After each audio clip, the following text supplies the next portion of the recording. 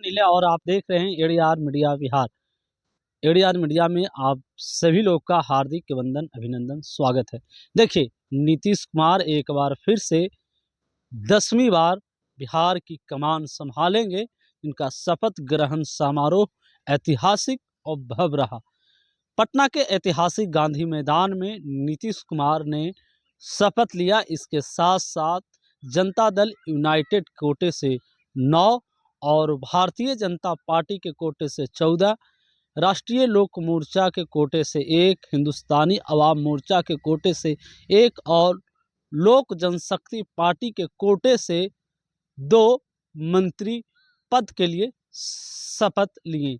देखिए, एक बार मैं बताते चलूं कि इस ऐतिहासिक शपथ ग्रहण को सम्मिलित होने के लिए देश के प्रधानमंत्री नरेंद्र मोदी आए, लेकिन इनके साथ साथ उन तमाम राज्यों के मुख्यमंत्री भी पहुंचे जहां पे एनडीए घटक दलों की सरकार थी। देखिए, नीतीश कुमार एक बार फिर से बिहार की कमान संभालेंगे और जिस प्रकार से इस चुनाव में करारी शिकस्त महागठबंधन को दिया गया, इससे उनका हौसला बुलंद है। चुनाव के पहले कहा जा रहा था कि चचा बीमार है, चचा की मानसिक स्थिति ठीक नहीं है, चचा बिहार नहीं संभाल पाएंगे। लेकिन जिस तरह से बिहार की जनता, बिहार के लोगों ने, मतदाताओं ने एक बार फिर से नीतीश कुमार जी पर भरोसा जिताया, यही कारण है कि रिकॉर्ड तोड़ मतों से, या मैं यूं कहूं कि जनता दल यूनाइटेड अपने ऐतिहासिक जीत दर्ज की, तो वहीं भारतीय जनता पार्टी ने भी बहुत बढ़िया प्रदर्शन किया। कहा तो यह जा रहा था कि नीतीश कुमार नहीं बनेंगे, लेकिन कल ही एनडीए दलों की, घटक दलों की बैठक हुई, जिसमें एनडीए घटक दलों की नेता के रूप में नीतीश कुमार को चुना गया और आज गांधी मैदान में इनका भव्य रूप से शपथ ग्रहण हुआ।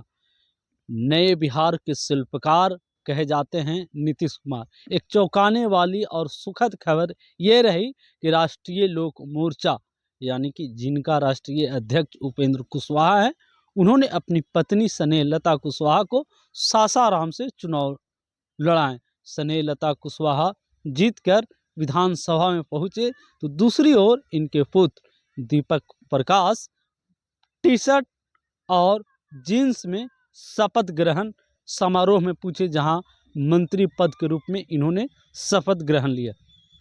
इन पे आरोप लग रहा है परिवारवाद का, लेकिन कई राजनीतिक विश्लेषक हैं, कई राजनीति के जानकार यह भी कह रहे हैं कि राष्ट्रीय लोक मोर्चा को बचाने के लिए और राजनीति में एक नया परिवर्तन लाने के लिए उपेंद्र कुशवाहा ने एक ऐसा कार्ड खेला है जिससे सभी लोग अचंभित हो गए।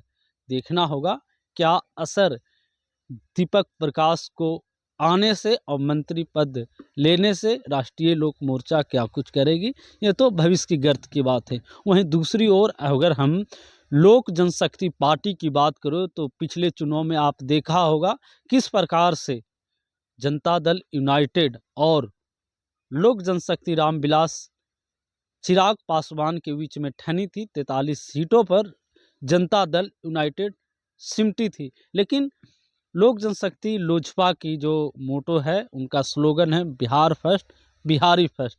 इसी स्लोगन की तरह वो आगे बढ़ रही है। राजू तिवारी और संजय पासवान वहां से मंत्री पद के लिए शपथ ग्रहण लिए हैं। तो वहीं दूसरी ओर हिंदुस्तानी अवाम मोर्चा सेकुलर, जिनके राष्ट्रीय अध्यक्ष और मगध में अनुसूचित जाति के एक बड़े चेहरे संतोष कुमार सुमन एक बार फिर से मंत्री पद के लिए शपथ ग्रहण लिया है। तो इन तमाम मुद्दों के साथ शपथ ग्रहण संपन्न हुआ, गांधी मैदान में ऐतिहासिक हुआ और फिर से नीतीश कुमार के हाथों बिहार की जिम्मा सौंपा गया है।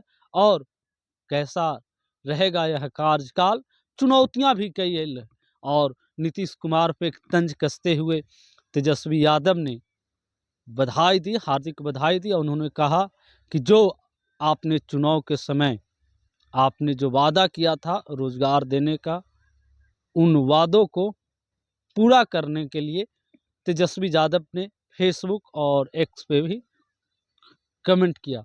आप बने रहिए एडीआर मीडिया के साथ। धन्यवाद।